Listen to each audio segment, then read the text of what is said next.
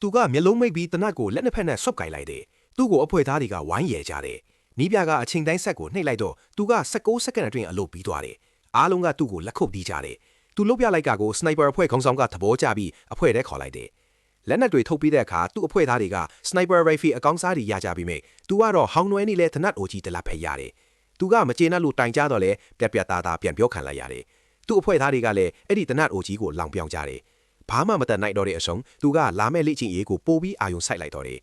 ငင်းတဲ့ချင်းလေ့ကျင့်ခန်းမှာသူတယောက်တည်းဘာမှကိုမလုပ်ဘဲနေနိုင်ခဲ့တယ်နောက်တော့ဖိတ်ခတ်မှုလေ့ကျင့်ခန်းရောက်လာတယ်တနတ်အိုကြီးရဲ့အားနည်းချက်တွေကပေါ်လွင်လာတယ်သူကလက်နက်ကိုအပြစ်တင်တော့နီးပြကမင်းမကောင်းရင်တနတ်ကိုအပြစ်မတင်နဲ့လို့ပြောတယ်သူကသဘောမတူပဲသူ့တန်ဖိုးကိုတက်တည်ပြမယ်လို့ကိုဂရီပေးလိုက်တယ်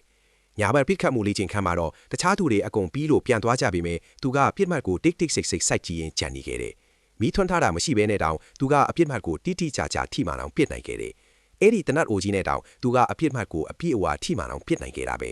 သူကဘွဲရပြီးမကြခင်မှာပဲပထမဆုံးမစ်ရှင်ကိုစတင်ခဲ့တယ်ရန်သူကစက်ယုံဟောင်းတစ်ခုတည်းပုံနေပြီးသူ့ကိုစနိုက်ပါနဲ့ပစ်ခတ်ဖို့အမိန့်ခံလိုက်ရတယ်ရန်သူတယောက်ကအဆောက်အိုထဲမှာရှိပြီးနောက်တယောက်ကတော့အမိုက်ပုံနဲ့ပုံနေတာပေါ့တခြားမကြည့်ရင်တော့မြင်ဖို့ခက်တယ်နှစ်ဖက်စလုံးအချင်းအချာကြီးငြိမ်နေကြပြီးပဲအနက်အသက်ဆိုးတွေကြောင့်အမိုက်ပုံတွေကရန်သူပါနည်းနည်းလေးလှုပ်ရှားသွားခဲ့တယ်အဲ့ဒီလှုပ်ရှားမှုလေးကပဲသူ့ရဲ့ဒီနေရာကိုဖော်ထုတ်လိုက်သလိုဖြစ်သွားပြီးသူကချက်ချင်းတတိထားမိလိုက်တယ်စက်ယုံတွေကရန်သူကသူ့ကိုလင်းမြင်စွာတွေ့သွားပြီးထိတ်လန့်တကြားပစ်ခတ်လိုက်ကြသူ့လက်မောင်းကိုပဲနည်းနည်းပွန့်သွားစေတယ်သူကစိတ်အေးထားပြီးရန်သူတေးပြီးဆိုတာတေးချအောင်လုပ်ပြီးမှတနတ်တစ်ချက်တည်းနဲ့ပစ်ချလိုက်တယ်ပြီးတော့သူကစိတ်အေးထားပြီးသူ့တန်ရာကိုစတင်ပတီးစီးတော့တယ်